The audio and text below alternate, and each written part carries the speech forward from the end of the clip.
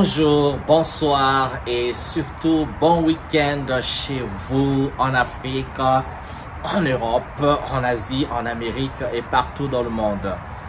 J'ai une voix encore rouillée.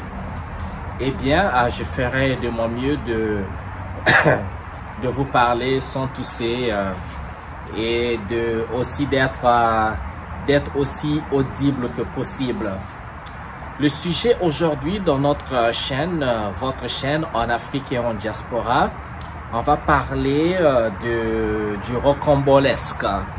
Alors, qu'est-ce que j'entends par le rocambolesque?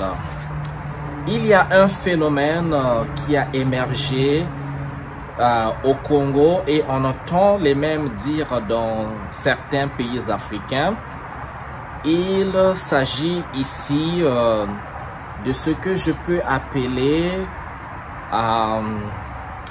le fossoyage ou encore des fossoyeurs. Je ne sais pas si c'est vraiment un mot français, il faudrait que je regarde dans le dictionnaire. J'ai pas fait ça avant de vous parler. Ben, le fossoyeur, c'est quoi en fait? Quand je grandissais, j'étais plus petit, il y avait des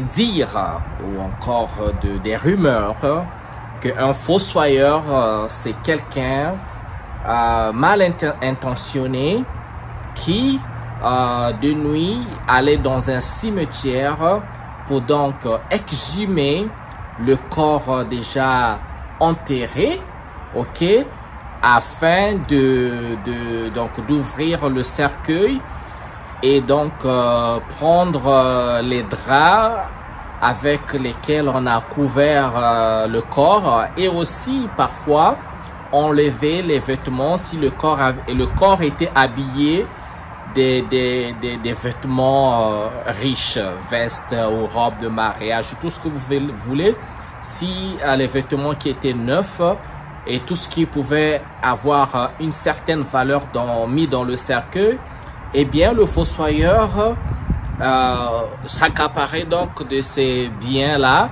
et donc laisser le corps à nu et refermer le cercueil pour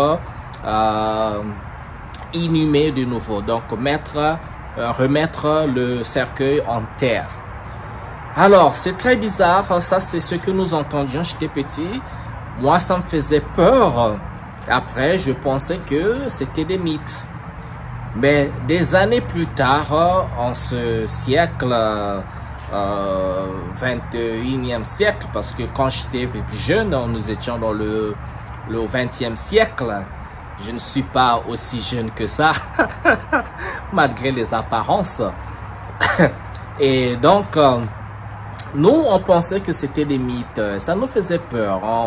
Avec mes frères, on pensait que c'était peut-être des contes de fées, des contes d'Afrique.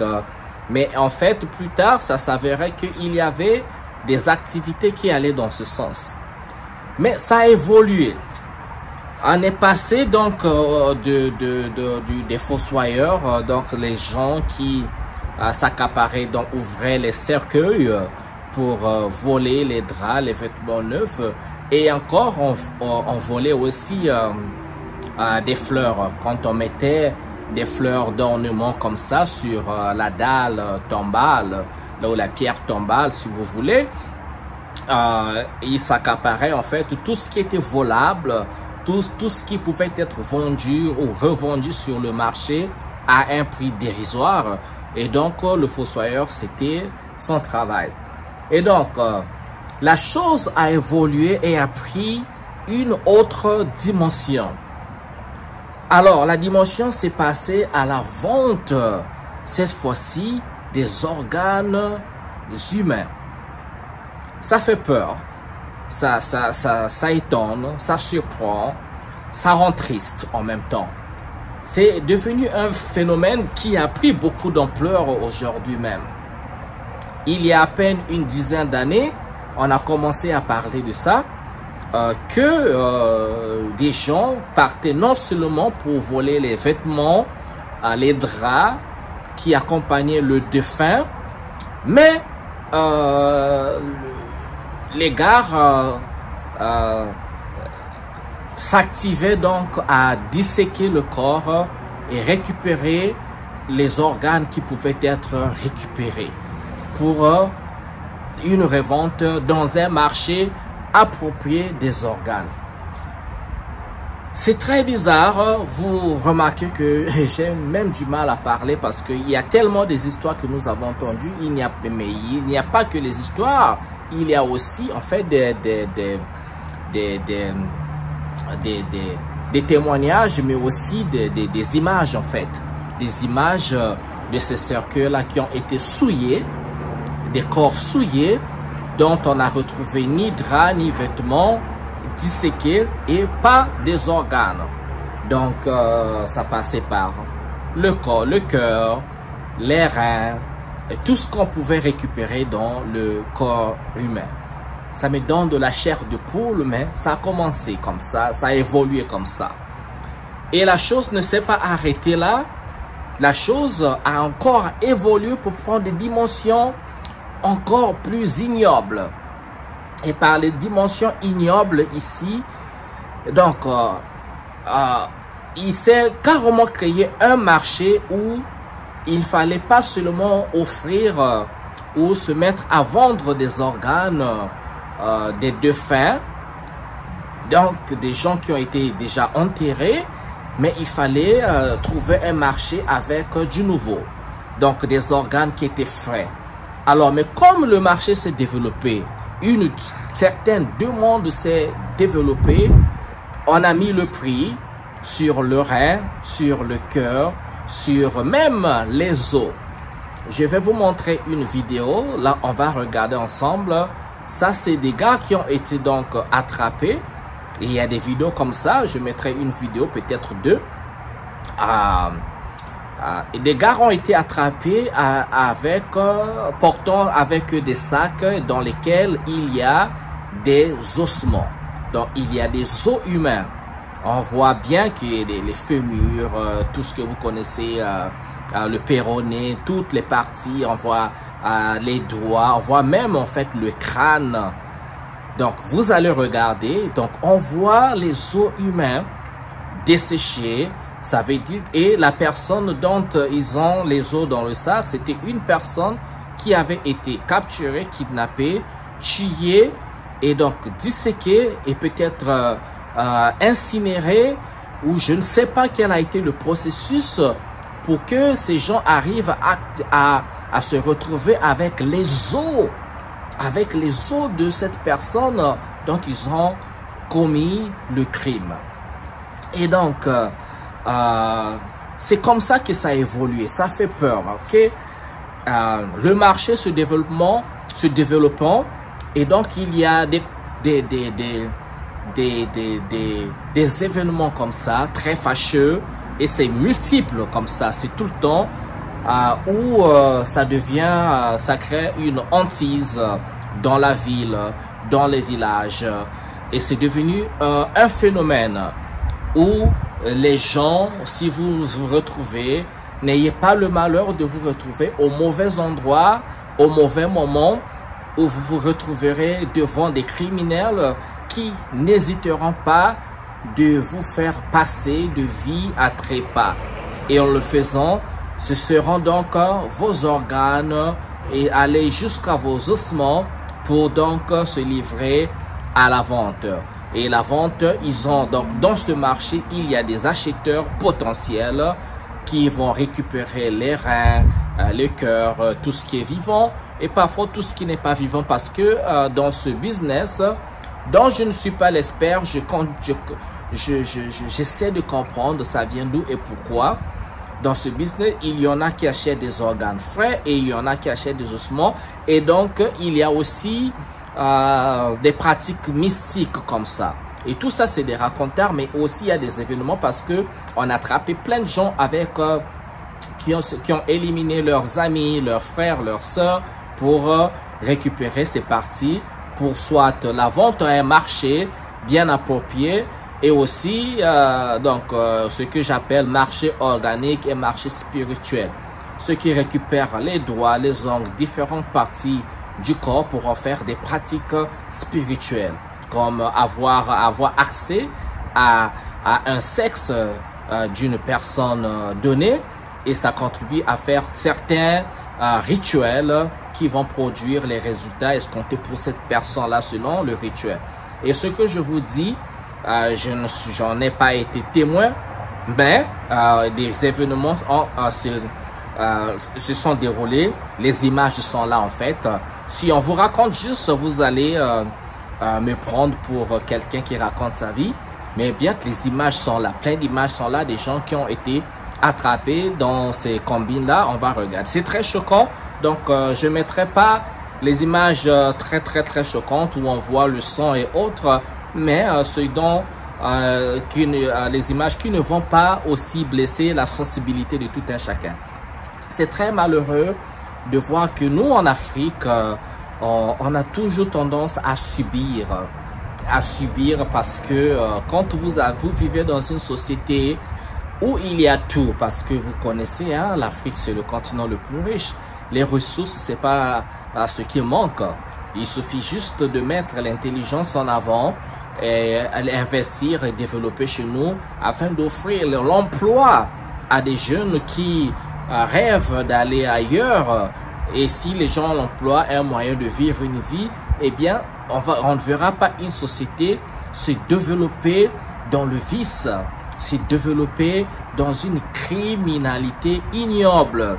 Et si on va plus loin, je ne suis ni journaliste normal, ni journaliste d'investigation. Je suis quelqu'un qui tient une chaîne YouTube et qui vous raconte certaines choses, soit pour sensibiliser, soit pour vous montrer les expériences ou le talent des gens.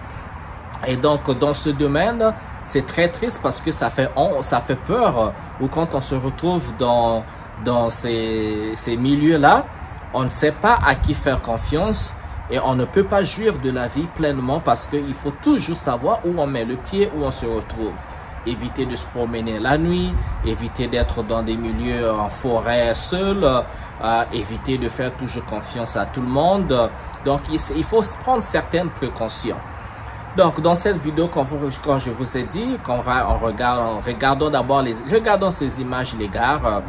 Regardons les images et on se retrouve tout à l'heure là pour plus de commentaires. À tout de suite.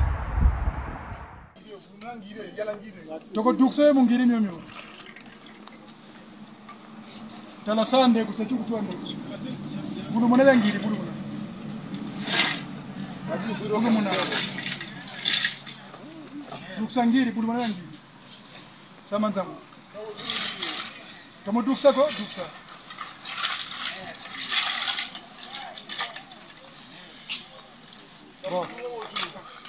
Donc c'était ça leur deal. On les a attrapés à Mindouli. Donc c'est là où ils nous ont révélé. Ils étaient au nombre de 5. Il y avait 3 qu'on avait attrapés là-bas. On les a amenés. Maintenant, quand nous sommes arrivés hier, il faisait au moins 19 h, on arrive à Mabouda pour prendre les 2 autres. Comme il faisait nuit avec la pluie, malheureusement, les 2 autres s'est échappés. Les 2 autres s'est échappés. On a récupéré. Donc nous sommes parmi les 3. Nous sommes revenus seulement avec 1. C'est le monsieur-là. Mais au moins, quand nous sommes arrivés là-bas, ils étaient là à 3. Lui, il n'était pas. Ce n'est que ce matin qu'on l'a récupéré. Les 3, on les a posé la question. Qu'est-ce qui se passe? Les 3, en unité, ils nous ont dit, on avait tué quelqu'un. Donc ça, ce sont les ossements. On a eu un démarcheur ici à Mindouli. C'est la valeur de 5 millions qu'on devait solder ce Dieu. Dans la Tchikanga, avec quoi ça dégage? Vraiment ça est... Car ça, c'est la hauteur de 5 millions. Donc, les 3 qui étaient au complet, les 3, ils sont revenus. Et après, ce qu'ils nous ont dit que ce monsieur porte la nationalité zéroise. Ce monsieur. C'est lui qu'on a tué. Ça, au moins, les chefs de village aussi est témoin. Parce qu'il y avait un zéro qu'il avait reçu là-bas. Il lui avait hébergé une nuit. C'est le chef de village qui lui avait donné 3000 francs pour voyager. Malheureusement, il y a des gens, je ne sais pas comment dirais-je, de quelle volonté. Ils sont passés à l'action. Donc, on les a mis. Et maintenant, ce n'est qu'après qu'on a révélé. Donc, dans le lot, les 2 qui s'étaient bagarrés là, les 2 faisaient partie de l'équipe. Entre-temps, monsieur le sous-préfet, jour pour jour, monsieur, comment on appelle, le président du village est là. Le garçon qu'on avait gardé ici, il y a les parents qui ont dit, soi-disant, il était dans de mauvaises conditions. garçon, le premier garçon qu'on avait attrapé, voilà. Les parents ont déclaré qu'il n'était pas bien porté. Nous nous sommes dit, si on peut le libérer, ça ne marche pas. Il fallait que celui qui avait subi et les parents qui étaient à l'action puissent venir signer les décharges devant le chef de village. Donc, le papa a quitté Brazzaville, il est venu devant le chef de village. Ils ont devant les deux familles. Ils ont dit, nous engageons. Ils ont chiminé la décharge, donc on a déjà été au niveau du chef de village. C'est à partir de là qu'on a libéré ce monsieur, sans se rendre compte qu'il y avait un grand type. Voilà les gars, c'est ce qui se passe. On est au Congo, on est en Afrique, c'est partout, un peu partout. Et j'espère que c'est pas moi qui vous parle de ce phénomène pour la première fois. Et c'est très triste de voir ça. En fait, j'aurais encore aimé comprendre ce qu'on appelle le don d'organes, parce qu'il y a des organisations qui demandent parfois aux familles, si et seulement si à la mort de leurs proches qui étaient dans le coma, qui étaient gravement malades, s'ils voudraient faire un don du corps à l'organisation médicale appropriée, ou faire un don des parties du corps de la personne. Je pense qu'il y a des organisations et ça se fasse de manière légale, parce qu'il y a des gens qui étant vivants font don de leur rein quand c'est compatible avec la personne qui serait en besoin de rein. Il y a des personnes vivantes qui font donc ces dons-là. Et il y a des familles, quand c'est demandé de manière officielle, de manière légale, c'est par rapport à l'état de santé de la personne, ça dépend aussi, ou bien la personne est morte, ça dépend des croyances. Eh bien, il y a les personnes qui savent avant de mourir, la personne est consentante pour faire don de son corps ou bien des parties de son corps. On a vu aujourd'hui, on voit aujourd'hui, j'étais à une exposition une fois dans une ville appelée, je pense, San Jose, c'est en Californie. C'était une technique qu'on appelle la plastination. Alors, la plastination qui était un peu proche de la momification. En fait, on récupère un corps, on fait par des techniques dont j'ignore le secret.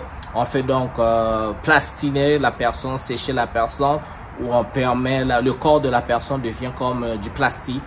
On enlève la peau, on expose soit les nerfs, les muscles ou encore le cerveau, et plein de corps comme ça, des humains ou encore des animaux qui sont exposés dans une espèce de musée comme ça, parce qu'il y a des familles ou des gens qui étaient consentants avant leur mort qu'on utilise le corps à ces fins-là. Donc, c'est des méthodes où on préserve le corps. Bien sûr, c'est sans organes à l'intérieur. C'est le corps qui expose les muscles et autres.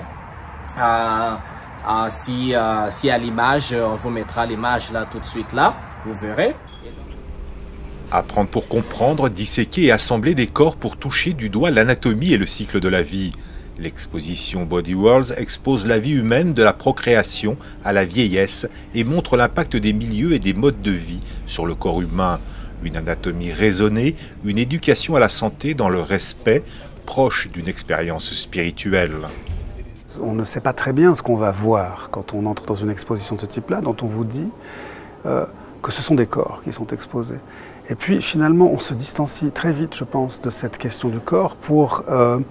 en ce qui me concerne, se focaliser beaucoup plus sur la mécanique humaine. Et je trouve que la proximité quasi microscopique d'avec les organes qui composent le corps, et cette exposition vous permet de prendre conscience de ça.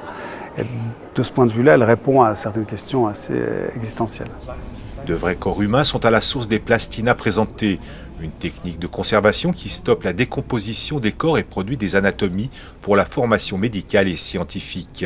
Actuellement, 17 000 personnes se sont inscrites sur les registres du programme de dons de l'Institut de plastination installé en Allemagne pour participer volontairement à cette démarche anatomique. La mort physique est généralement invisible et c'est bien pour ça que de rendre visible des corps n'est pas dans nos schémas de pensée.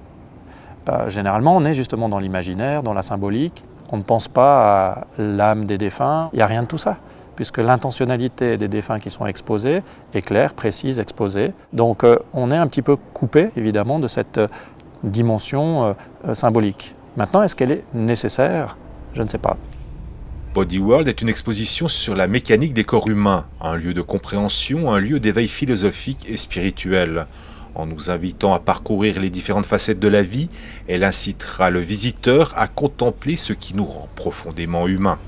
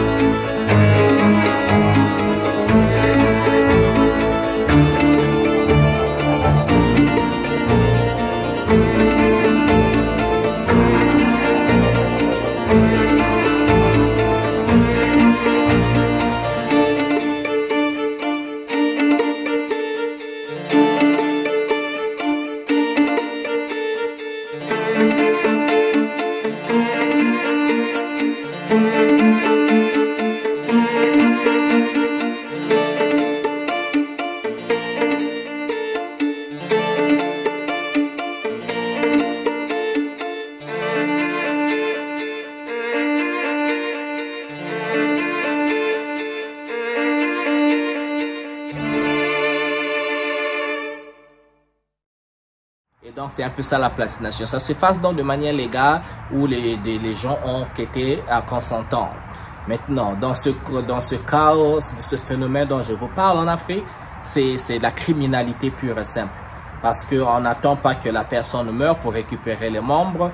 On n'attend pas que là on passe à la criminalité, donc à tuer les gens pour récupérer leurs organes et aller vendre dans ce marché noir, ce marché ténébreux, ce marché qui devrait pas exister, ce marché qu'on devait traquer et éliminer. Donc c'est vraiment triste. Je ne sais pas, vous savez, hein, la galère, le manque d'emploi, le manque d'opportunités développe plein de vices dans les humains. Et ça, ce n'est pas exclusif à l'Afrique, c'est partout dans le monde. Dans tous les continents, il y a des choses comme ça dont on entend. Mais si les mesures appropriées ne sont pas prises, eh bien, on passe à une société à la dérive, société de crime, société de banditisme, de brigands, société sans loi, c'est le Far West carrément. Et avec ça, on ne sait pas quel avenir on bâtit pour cette société. Et l'être humain, c'est l'animal le plus cruel de tous les animaux. Et on sait à quel niveau la cruauté des humains peut aller. Donc voilà les gars. C'était ma vidéo pour aujourd'hui. Si vous avez des commentaires, vous avez des histoires comme ça, partagez-les en commentaire. Si vous avez des liens aussi sur ce qui peut aider, partagez. Je referai cette vidéo avec beaucoup plus d'éléments, avec beaucoup plus de recherches, mais sans pourtant toucher à votre sensibilité. Merci de m'avoir suivi. On se retrouve à une prochaine vidéo dans ma série En Afrique et en diaspora. Partagez, abonnez-vous et laissez des j'aime comme ça. Je vous adore les gars. Bien le bonheur chez vous et ciao ciao.